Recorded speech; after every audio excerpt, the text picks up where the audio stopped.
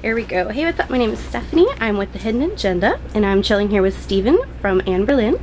How's it going? Very good. Thanks, Stephanie. All right, we are at the Fillmore in Detroit.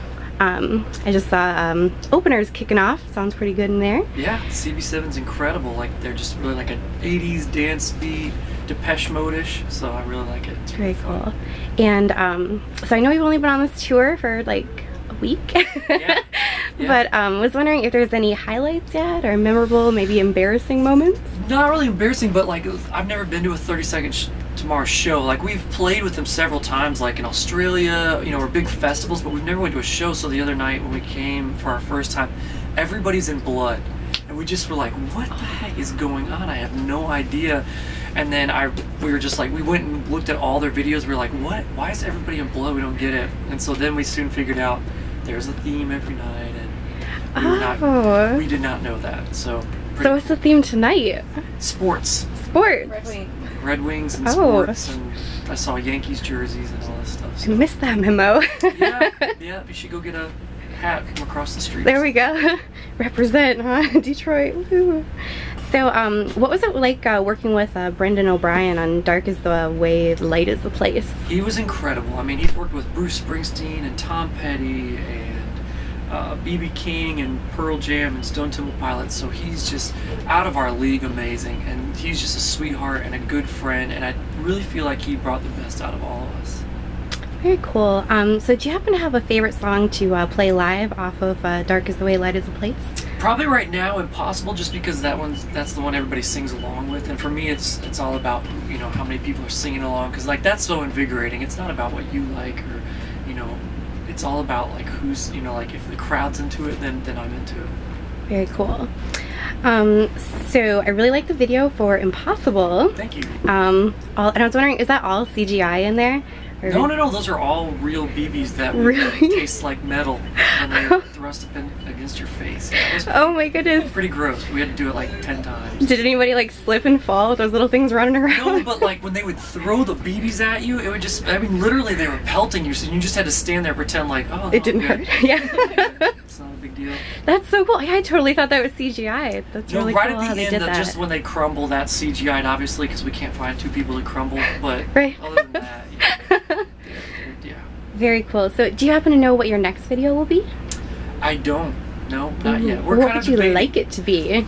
Well, I would really like it to be, well, I guess we'd all kind of like it to be Pray Tell. It's just kind of like we'll play it tonight. It's more of like a Brazilian dance beat, kind of different kind of sounding song. Very cool. So do you guys happen to have any like pre or post show rituals? Absolutely. After the goat sacrifice, we just kind of get together in a circle and we all kind of talk about it, and we all have our own individual rituals, and then we come together and then we pray and then we do a little chant, and we all have these different like handshakes. Like, I can't even explain it. Like, me and Joey have something, me and Dion have something, me and Nate, Christian, everybody just has something different they do with each other.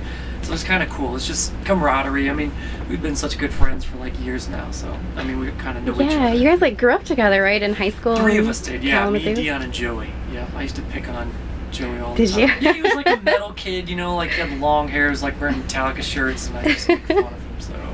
But we came to be good friends. So. Well, that's cool. So, how do you handle the stress of touring? Like, what do you do to relax when you're on the road? I mean, a lot of times it's just reading in coffee shops and hanging out with friends. Like tonight I've got a few friends that live in town, and so they're going to come out and hang out, pick me up, and go to dinner afterwards and stuff like that. So it's kind of like you just kind of build a community on the road. And then obviously each other, you know, like we have Mario Kart races, like every championship. There's already been a championship. Nate won. And yeah. That, you know, one of the guys is playing Zelda and DVDs. I mean, just try to make it as much home as you possibly can, you know, because you're gone from home so much. So I heard we owe this to ourselves on Shift 2 on Lease, or Need for Speed 2. Yes. And also Tony Hawk on that soundtrack. So I take it you guys are avid video gamers? No, I mean, not really. just it's kind of one of those things where, you know, like if they ask, you're like, absolutely, you know, that's rad. You know, growing up, we used to play Tony Hawk all the time, so it's just kind of cool to like, it's awesome that we're actually a video game. Very cool. So you guys are also, You Belong Here is on the American Idol commercials. Yes. And I was curious. Yeah, if you guys, if you ever had the opportunity, like later on down the road, would you like to be a judge like Steven Tyler? Yeah, absolutely, man. That'd be fun. And those guys actually make money as opposed to actually being in a band where you don't. So it'd be great.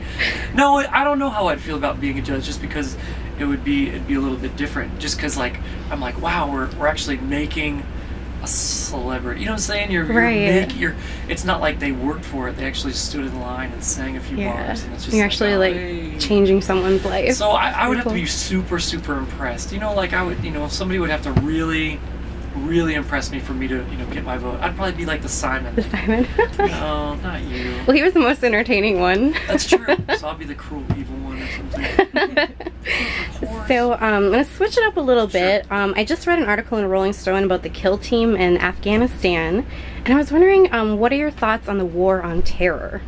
Well, I mean, I think it's like a lot of things. The idea of it is awesome. The practicality and if it's actually going to work is near impossible. You know, like such as communism looks awesome on paper. Everybody's equal. There's no poor, there's no rich. It's awesome.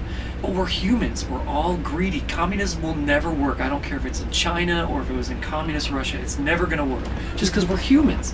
And so in the same way, the war on terror could have been won preemptively years ago. I don't know if you ever saw the movie like Charlie Wilson's War, but Charlie Wilson wanted to go in there and create the same kind of society that they did in Germany during World War II and Japan, where we went in and not bombed them. We went in there and built schools, and we built roads, and we built infrastructure, and jobs and community.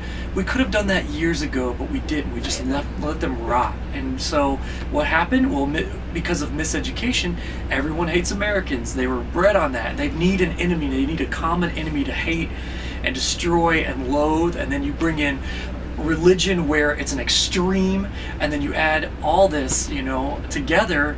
Of course we helped breed that. You know, it's not our fault, but it's also we're not without responsibility. And so the war on terror should have been won years ago without shooting one bullet. Thank you for talking about that. I really appreciate hearing that and your opinion on it. It's always good, I think, to continue the dialogue, because so many people just, you know, like we go to shows and, you know, eat McDonald's, and it just doesn't seem to like affect us, but it's like going on. It's happening, absolutely. Thank you for talking about that. I was wondering, is there, did you always want to make music, or was there anything else you were ever aspiring to do? I actually never wanted to make music. It was one of those things where I just stumbled into it and it just kind of clicked. But for me, like, I was going to school to help with charity, like nonprofit organizations. So as soon as I'm done with this, I'm going to go right back to that. So that is so cool. So anything I'd love to do, like work with UNICEF or something like that. But I run an organization called Faceless International that fights human trafficking, and so that's really my heart. Like, that's my passion. So hopefully Faceless International, but we'll see. Whatever. Is that .com? I'll have to check it out. Yes, it is. If you plug in there. So, do you happen to have a favorite quote? It's about the cold and timid souls about Theodore Roosevelt. Sadly, it's several paragraphs long, and I have not got around to memorizing it. So, but just Google "Cold and Timid Souls" by Theodore Roosevelt. Cool, I will do that. So, what would have to be the weirdest rumor you ever heard about yourself or the band? I cannot go into those. No. They would, my mom would not be happy. Okay. But I don't know, rumors are hilarious. I love them. I know, I'm like totally encouraging them, like, why not? Because it's just hysterical. Like, I love it because people just kind of make up superheroes in their head, and they create these stories that I think basically rock stars are nothing more than people that other people want to live vicariously through so bad that they make up everything, they make up stories, or they put them on this pedestal like, oh my gosh. It's really just not true.